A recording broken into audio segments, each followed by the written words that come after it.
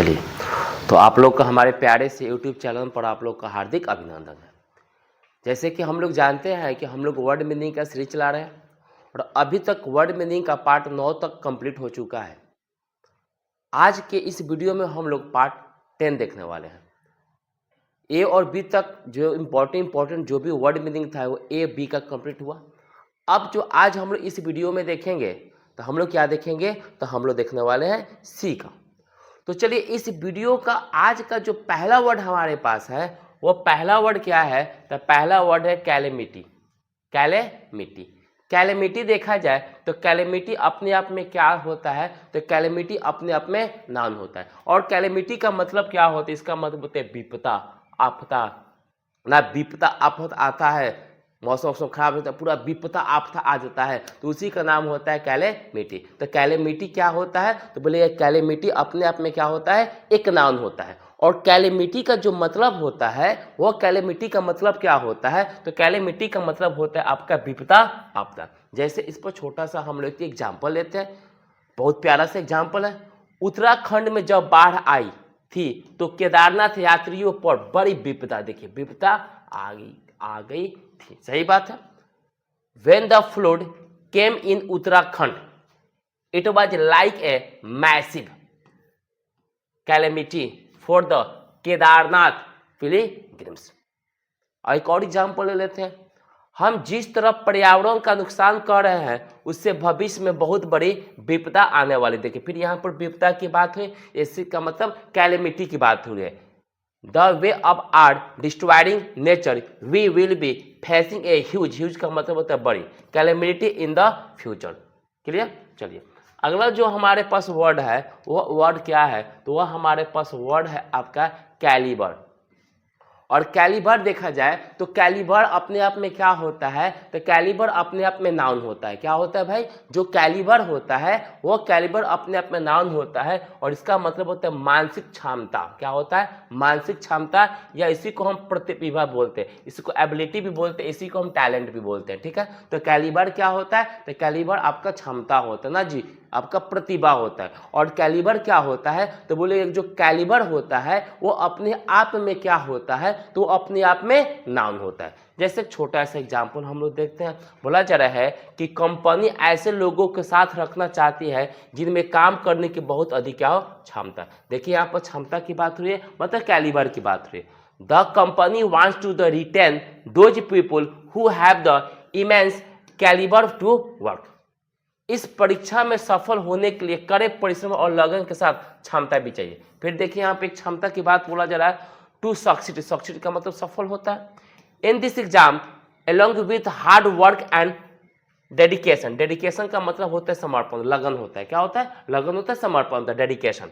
Dedication अपने आप में क्या होता है, तो बोलिए डेडिकेशन अपने आप में क्या होता है, एक नाउन होता है। ठीक है, क्योंकि इसके अंत में देखिए TION आता है, वो आपका नाउन होता है। तो डेडिकेशन अपने आप में नाउन होता है। Calibre is also required. चलिए, उन सर की टीचिंग की क्षमता वाकई शानदार है। देखिए यहाँ पर क्षमता की बात हो रहा है, the sir calibre of teaching is really superb.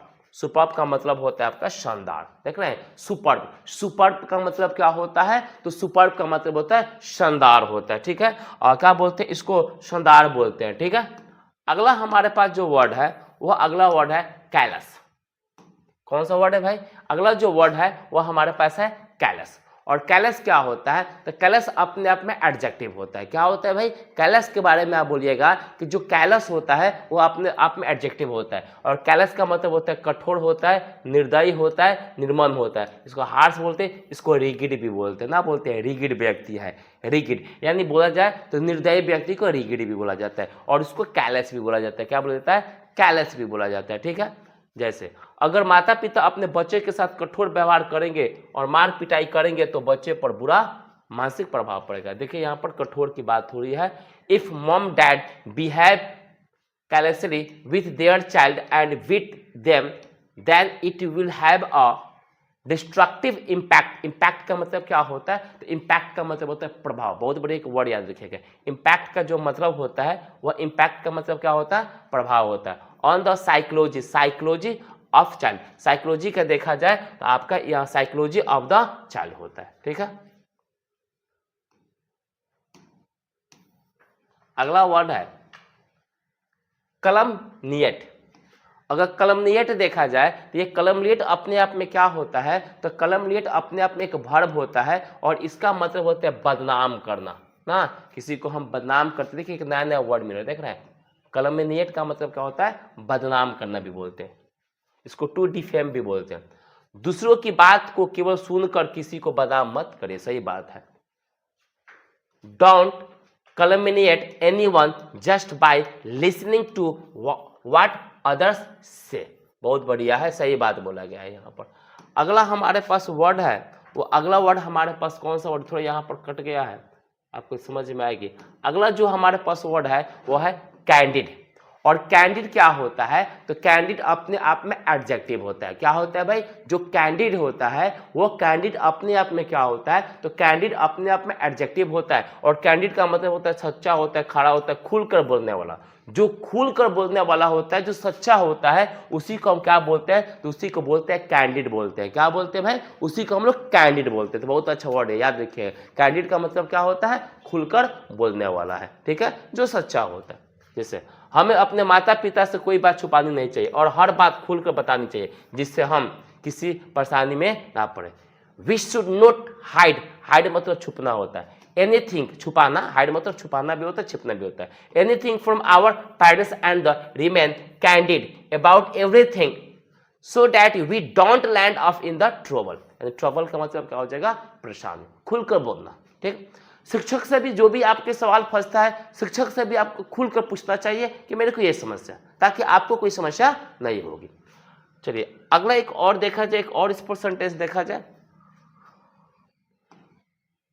अपने दोस्तों के साथ आप काफी आराम से खुलकर बात करते हैं और इसके साथ नहीं है। देख रहे हैं यहाँ पर आपके खुलकर ही बात हो रहा है। We are candid with our closest. Closest friend का मतलब होता है जो आपके खास दोस्त होते हैं, जो आपके अच्छे दोस्त होते हैं, उसी को हम लोग बोलते हैं क्लोजेस्ट फ्रेंड्स बोलते हैं, ठीक है, याद रखिएगा। क्लोजेस्ट फ्रेंड्स किसको बोलिएगा, जो आपके अच्छे दोस्तों होते हैं, ठीक है। एंड नेवर हेजिटेट का मतलब होता है कि नहीं होता हेजिटेट, मतलब आप कोई प्रकार का लग रहा है कि भाई हम हेजिटेट में हैं, हेजिटेट ना, हिचकिचाना ना बोलते हैं, हम हिचकिचा रहे हैं, hesitate in sharing any issue. Issue का मतलब आपका मुद्दा होता है, ठीक है, विथ देम। अगला हमारे पास है, इसका देखिए, इसका प्रोनाउंसिएशन बहुत बढ़िया से देखिएगा, लोग इसको प्रोनाउंसिएशन ही गलती करते हैं, ठीक है। इसको बोलते हैं आपका कैपेबिलिटी। क्या बोलते हैं, लोग कैपेबिलिटी बोलते नहीं, कैपेबिलिटी बोला जाता है। कैपेबिलिटी क्या बोलिएगा, कैपेबिलिटी। और कैपेबिलिटी अपने आप में क्या होता है, तो जो कैपेबिलिटी होता है वो अपने आप में नाउन होता है, याद रखिएगा। जो कैपेबिलिटी होता है, देखिए कैपेबिलिटी मतलब योग्यता होता है, क्या होता है, योग्यता होता है, ना बोलते योग्यता। तुमने बचपन से बहुत मेहनत की और तुम में इस परीक्षा में सफल होने की योग्यता है। We have worked very hard since childhood and you have to the capability to succeed in this examination. Succeed का मतलब क्या होता है, सफल होता है, ठीक है। सक्सीड का मतलब क्या होता है, सफल होता है। चाइल्डहुड का मतलब क्या होता है, बचपन होता है, ठीक है। जो जो इसमें इस सेंटेंस में मजे की बात है, इस सेंटेंस में बहुत सारे भी वर्ड आपको मिल जाते हैं। चलिए अगला हमारे पास वर्ड है, अगला हमारे पास है कैपेसिटी।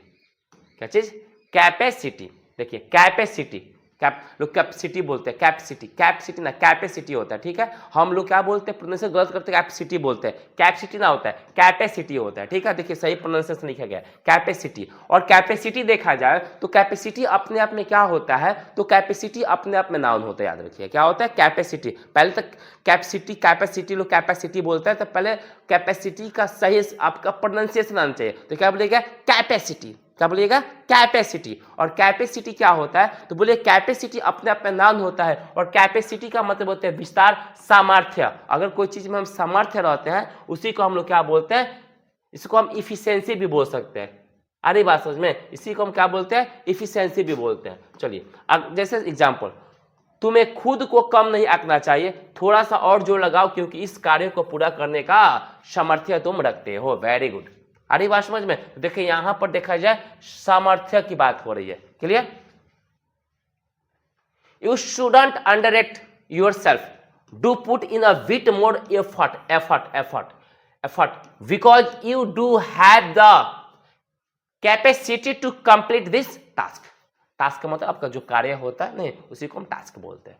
जो आपका काम होता है उसको हम टास्क भी बोल सकते हैं। ठीक, चलिए अगला हमारे पास वर्ड है वह हम लोग का वर्ड है कैपिटल। और कैपिटल देखा जाए तो अपने आप में क्या होता है, तो कैपिटल अपने आप में एडजेक्टिव होता है। और कैपिटल का मतलब पूंजी भी होता है और क्या होता है, राजधानी भी होता है। ठीक है, कैपिटल क्या होता है, जो आपका कैपिटल होता है, कैपिटल कैपिटल जो कैपिटल होता है वो क्या होता है, उसका मतलब क्या होता है, एक राजधानी भी होता है। कैपिटल का मतलब क्या होता है, पूंजी होता है। जैसे अपना नया व्यापार शुरू करने के लिए अजय ने पिछली नौकरी में जमा हुई पूंजी उसमें लगा दी।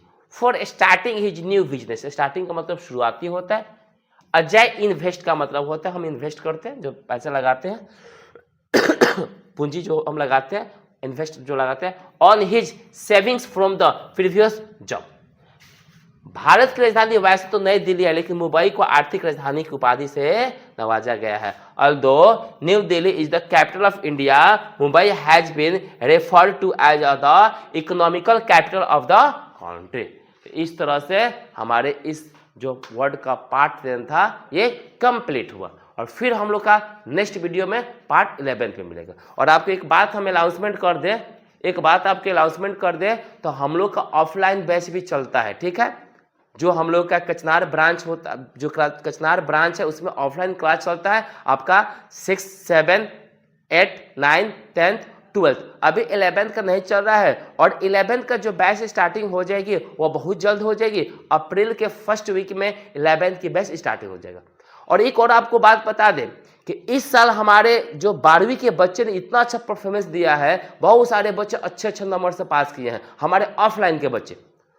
तो जितने लोग भी वीडियो देख रहे हैं, अगर आपके घर में 6, 7, 8 का भी एक आपका क्लास चलेगा, जो स्पेशल क्लास चलने वाला है 6, 7, 8 का, तो अगर आपके घर में छोटे भाई बहन हो तो उनके जरूर इस कोचिंग में ऑफलाइन बैच में भेजने की जरूर कोशिश करेगा। चलिए बहुत बहुत धन्यवाद।